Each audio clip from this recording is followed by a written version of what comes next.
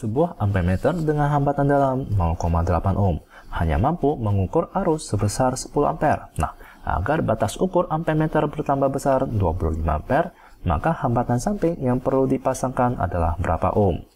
Jadi amperemeter itu terdiri dari galvanometer dengan beberapa resistor. Nah, di sini dikatakan bahwa amperemeter kita memiliki hambatan 0,8 ohm. Ini adalah hambatan dalam amperemeter kita. Nah, ini adalah amperemeter ya. Ini adalah amperemeter. Nah, lalu di sini dikatakan bahwa amperemeter kita hanya mampu mengukur arus sebesar 10 ampere.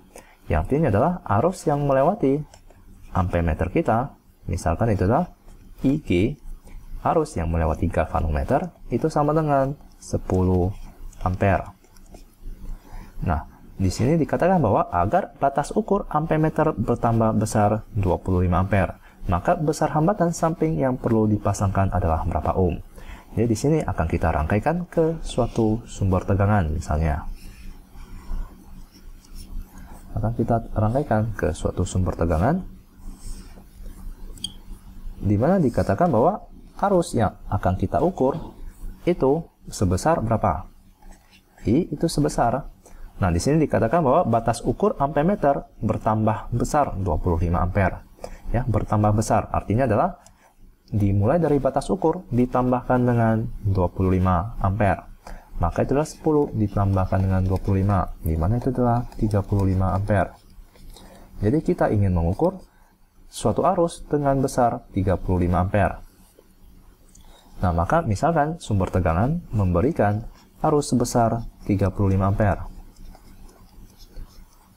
Nah, maka tentunya kita perlu menambahkan hambatan.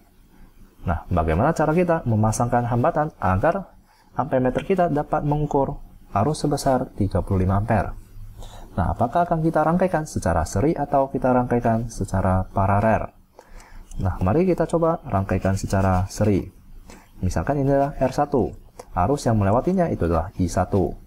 Dan arus yang melewati galvanometer itu adalah IG.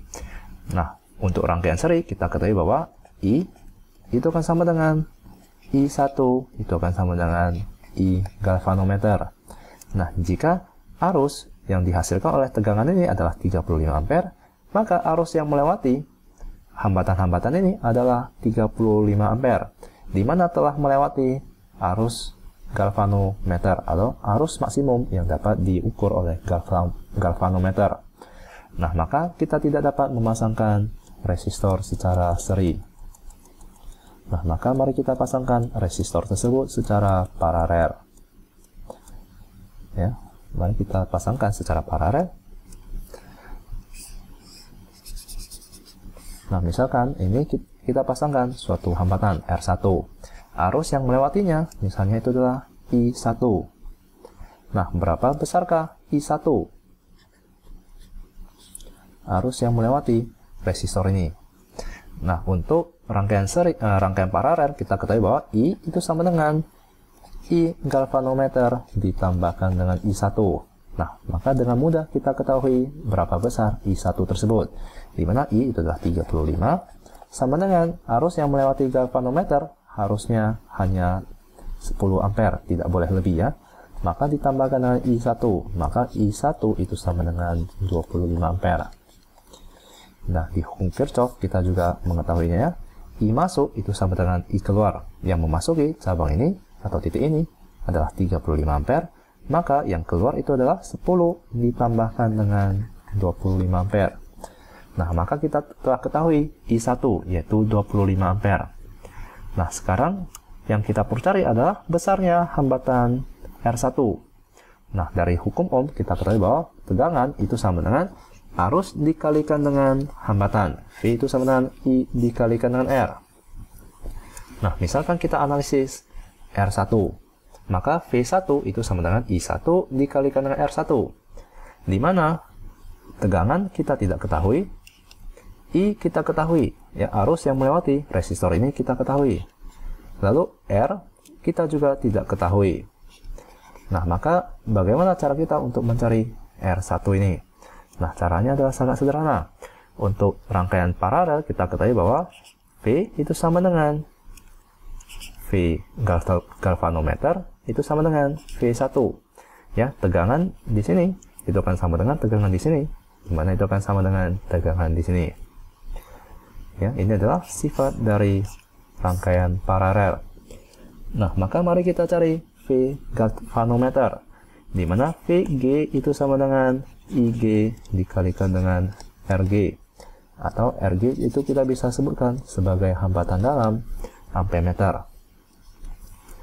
Ya, di mana tegangan pada amperemeter kita tidak ketahui, arus yang melewati galvanometer itu adalah 10 ampere, hambatan dalam amperemeter atau galvanometer kita itu adalah 0,8 ohm.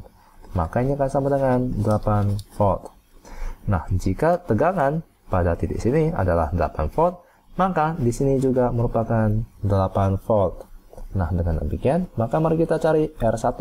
Karena kita telah ketahui V1 dan kita juga ketahui I1. Maka V1 itu sama dengan I1 dikalikan dengan R1, di mana R1 itu akan sama dengan V1 dibagikan dengan I1. Di mana V1 itu adalah 8 volt dibagikan dengan I1 itu adalah 25 ampere. Maka mari kita kalikan dengan 4. Kita bagikan dengan 4, di mana ini akan sama dengan 32 dibagikan dengan 100. Di mana ini akan sama dengan, mari kita kalikan dengan 1000 ya. Ini adalah 32 per 100 ohm. Jika kita kalikan dengan 1000, itu akan menjadi mili ohm.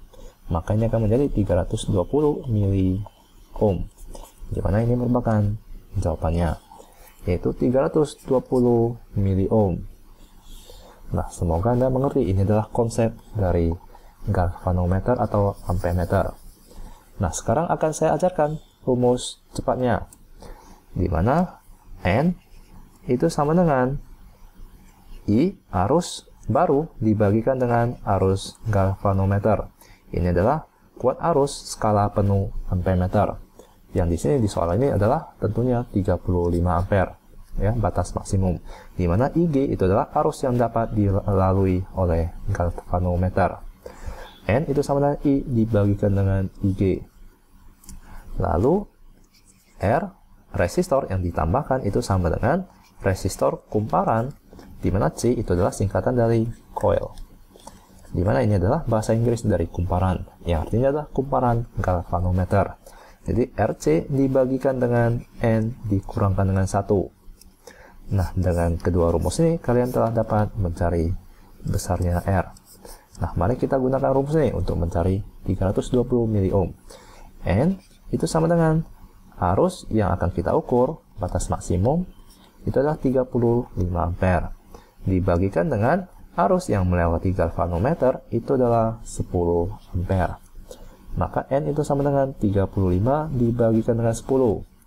Lalu besar hambatan yang akan kita tambahkan secara paralel itu sama dengan RC, yaitu hambatan dalam galvanometer 0,8 ohm dibagikan dengan N dikurangkan dengan 1, di mana N itu adalah 35 per 10 dikurangkan dengan 1, maka 1 tersebut saya dapat ubah menjadi 10 per 10. Maka ini akan menjadi 0,8 dibagikan dengan 25 per 10. Ini akan sama dengan 8 per 25. Dimana jika kalian lihat, ini adalah sama ya, 8 per 25.